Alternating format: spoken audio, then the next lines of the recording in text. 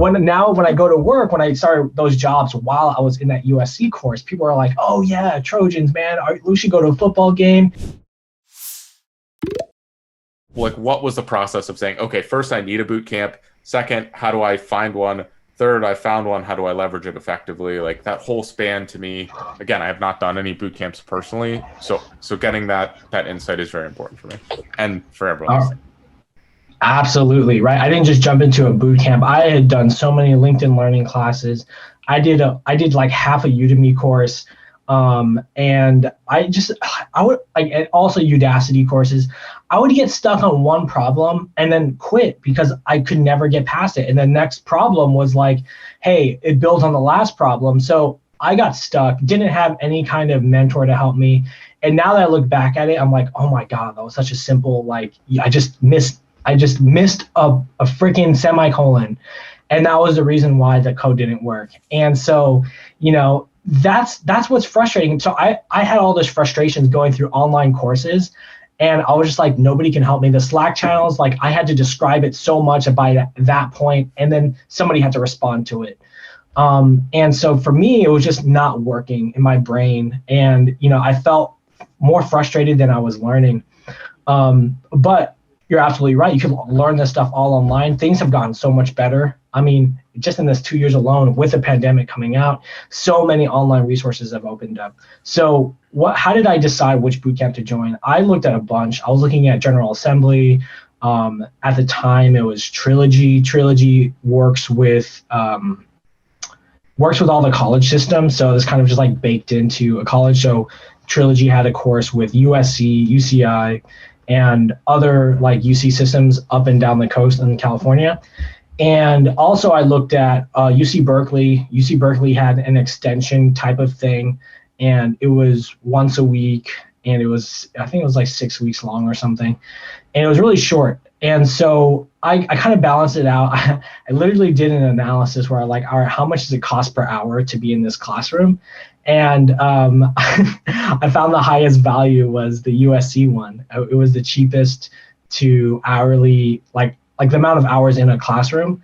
And I was like, screw it, I'm gonna go for that, put USC on my name, just because people love that. And I always felt that since I didn't go to a high level school, I felt like, man, maybe I'm getting screened out because I went to Cal State Long Beach.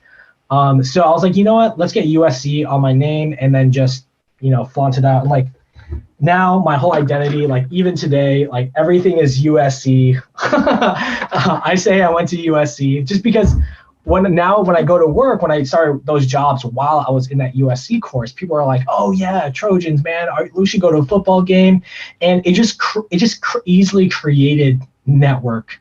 And whenever I would also network really well with the UCLA people. For those that don't know, USC and UCLA, they're both UC level systems, UC systems in the same city. So they're constantly fighting against each other. So there's a rivalry.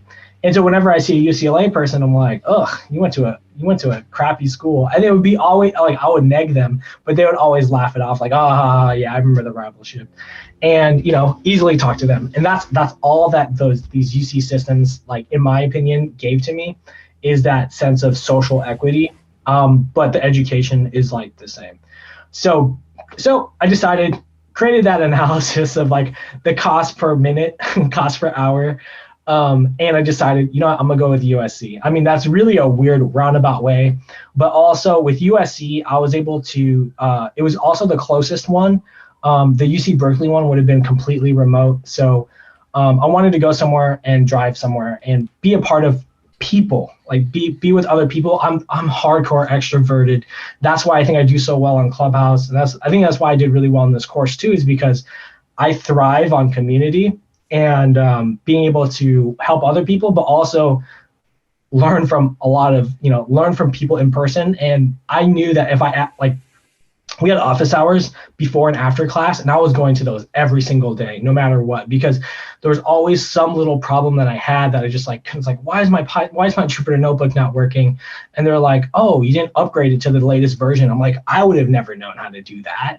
And so, that was something that, like, for me, even downloading Anaconda, getting my GitHub set up, getting Git Bash set up on my Windows computer was was a pain. And that's why I really liked boot camps, because you have somebody there that knows how to do this stuff.